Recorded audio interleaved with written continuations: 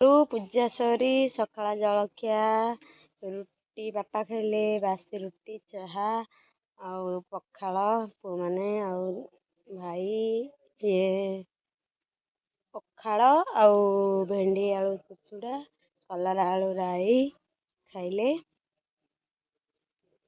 ଖାଇସାରିଲା ପରେ ସବୁ ଆମେ ବି ଚାହା ଜଳଖିଆ ଖାଇଛୁ। ଆଉ ଏପଟେ ଭାତ ବସିଛି ଚୁଲିରେ।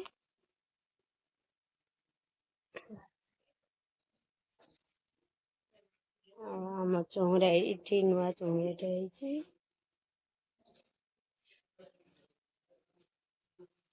ଏପଟରେ ଆମ ବେଲ ଗଛ। ଗାଡି ସେଇଠି ଥୁଆ ହେଇଛି। ଏଇଠି ଗୁହାଳ ଏଇଟା ବାଇକ୍।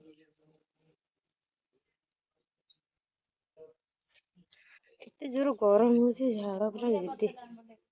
ଏଇ ମା ସେପଟରେ ଆମ୍ବ ପାରୁଛନ୍ତି ବାହାର କରୁଛନ୍ତି। ମିଠା ଆମ୍ବ ଏଠି ମା ଆମ୍ବ ତୋଳୁଛନ୍ତି ଦେଖଉଛି ଆମ୍ବ କେତେ ସୁନ୍ଦର ସୁନ୍ଦର ଆମ୍ବ ପାଚିଲା ଆମ୍ବ ବଢିଆ ସୁନ୍ଦର ପାଚିଲା ଆମ୍ବ ଦେଖିବା ସେଇଟା। ଏଇଟା କେତେ ବଡ ବଡ ଆମ୍ବ ପୁରା ମିଠା। ଏଟା ବି ମିଠା ଦାଗ ହେଇଯାଇଛି ଖାଲି ଯାହା ଟିକେ। ଏଟା ଭଲ ଲାଗେ ଆମ୍ବ ପରା ହେଲାଣି।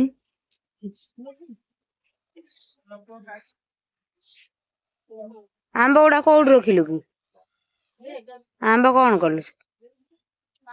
ଏଇ ଯୋଉ ଥିଲା ସବୁ ଖଟ ଉପରେ ଯୋଉ ସବୁ ଥିଲା।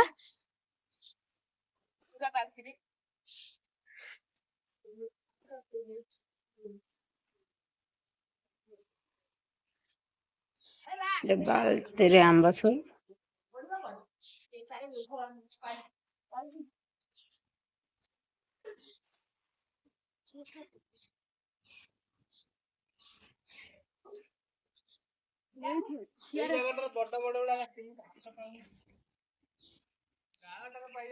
ଏଠି କଞ୍ଚା ଆମ୍ବ ଆଚାର ପାଇଁ।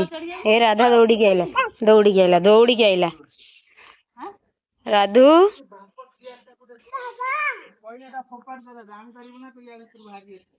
କଣ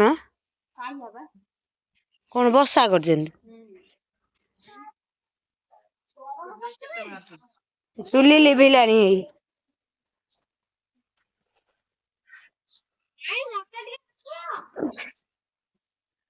ଏଠି ପାଚିଲା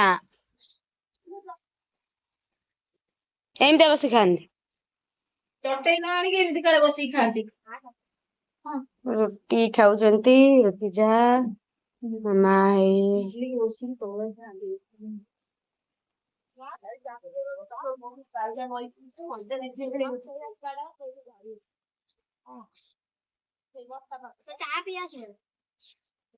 ଆମ୍ବ ତୋଳୁଛନ୍ତି। ଆଚାର ହବ ଆଚାର ହେଲେ ମୁଁ ଆଉ ଗୋଟେ ବ୍ଲଗରେ ଦେଖେଇବି।